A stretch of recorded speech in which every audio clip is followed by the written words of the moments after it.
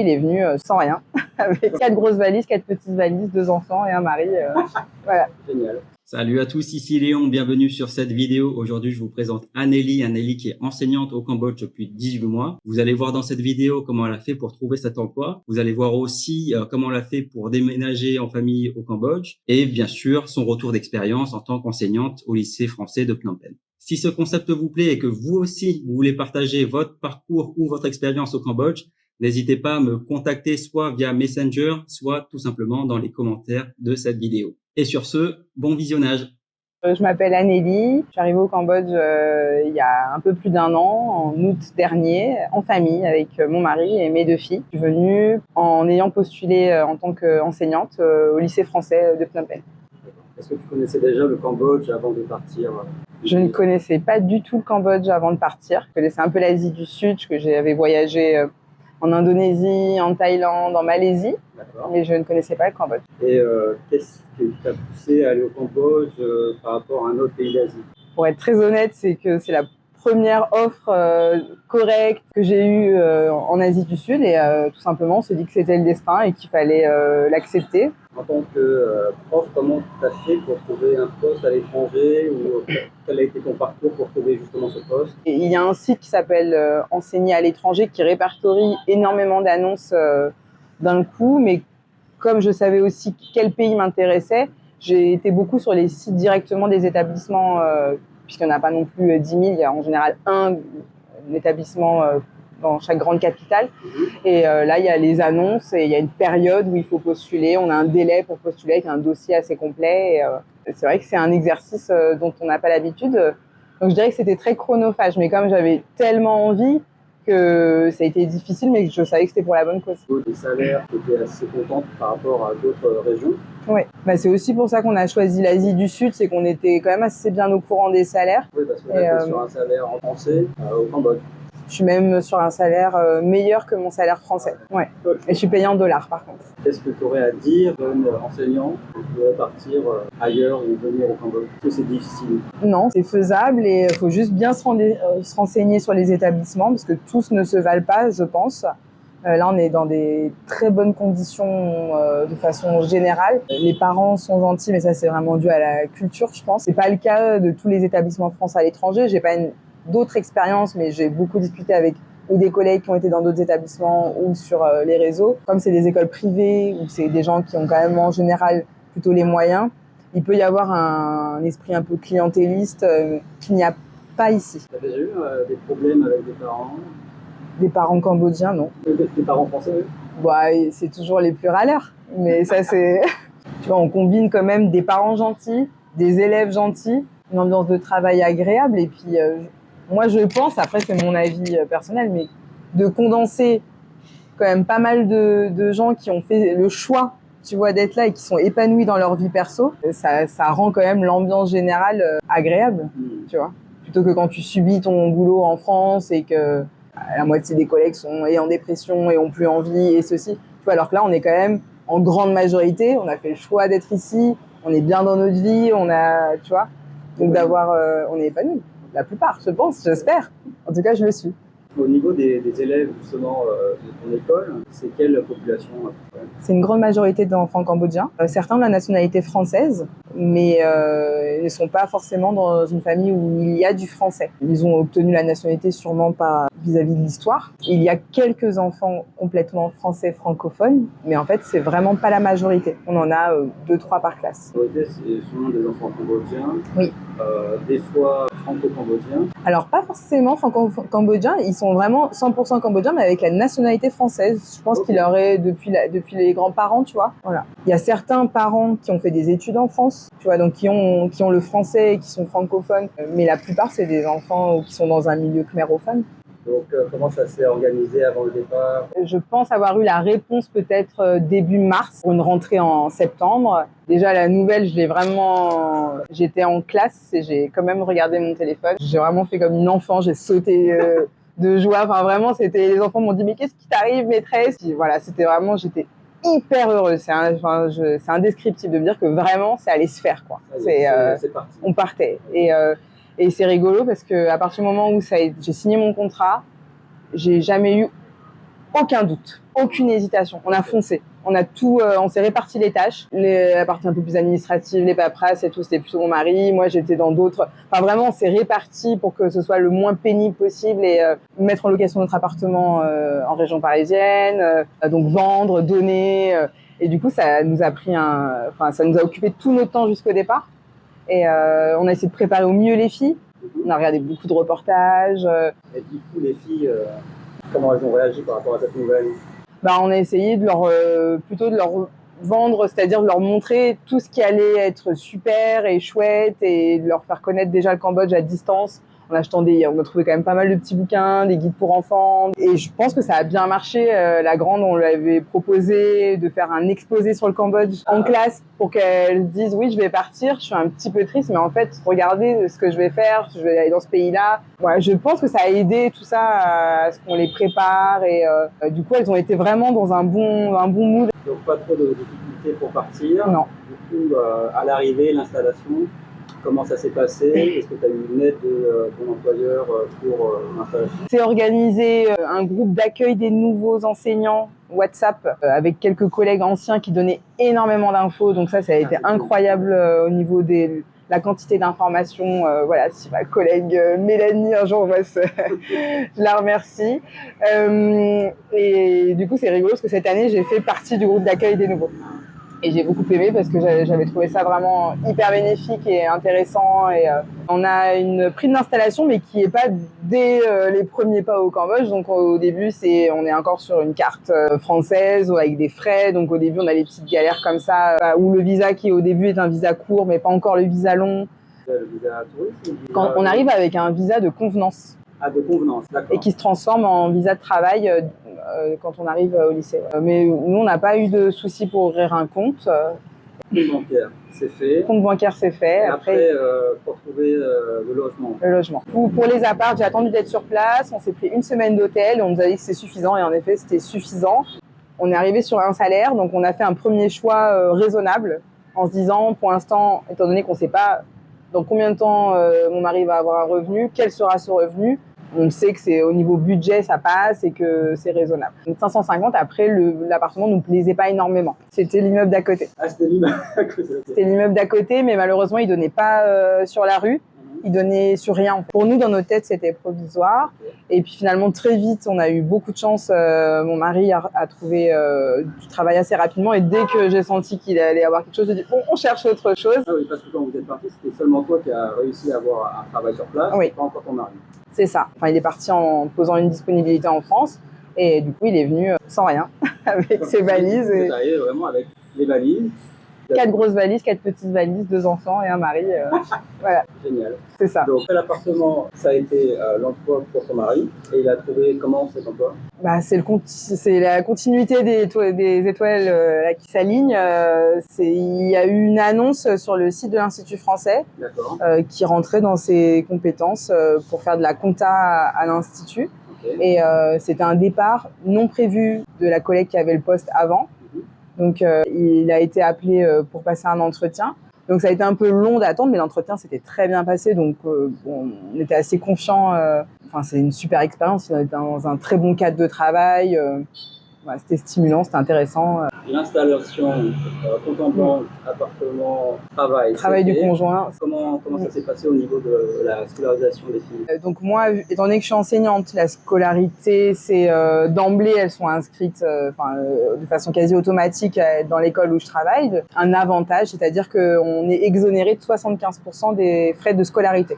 On ne paye pas les frais d'inscription, on paye 25% des frais de scolarité. Voilà. Enfin, c'est une belle aide, mais il reste quand même une somme à payer. Après, ça reste un des lycées les moins chers de Phnom Penh au niveau international et un des lycées les moins chers d'Asie. Ça peut tout changer si on est dans une autre capitale asiatique et que l'établissement prend en charge uniquement 50% sur une somme qui est beaucoup plus grosse. C'est pas tout à fait la même chose. Comment elles ont ressenti cette arrivée? Alors, un petit stress à la rentrée, comme quand on arrive dans une nouvelle école.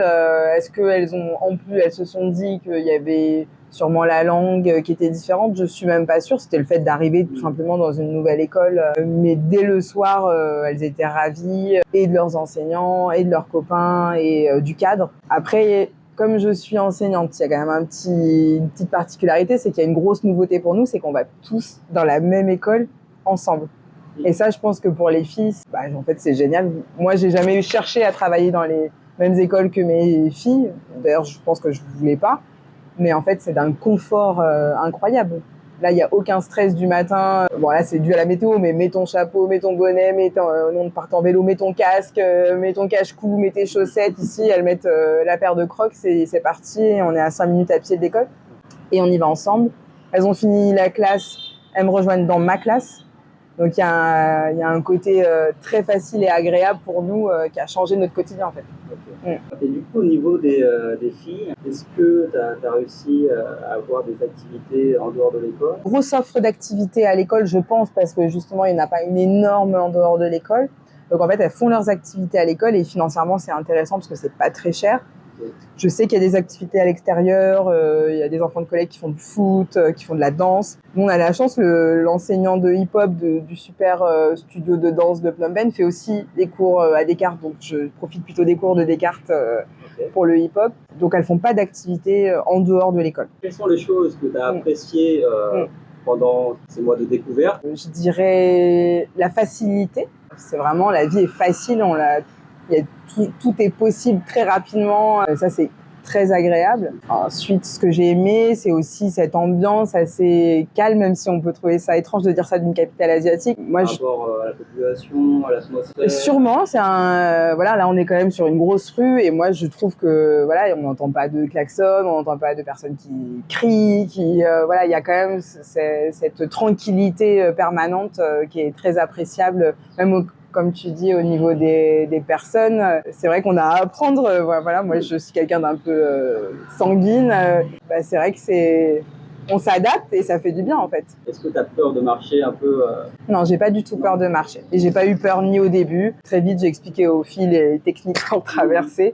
Et ça me dérange pas parce que finalement, la circulation est quand même assez lente. Donc, on traverse un petit peu en biais, là, et on laisse le temps...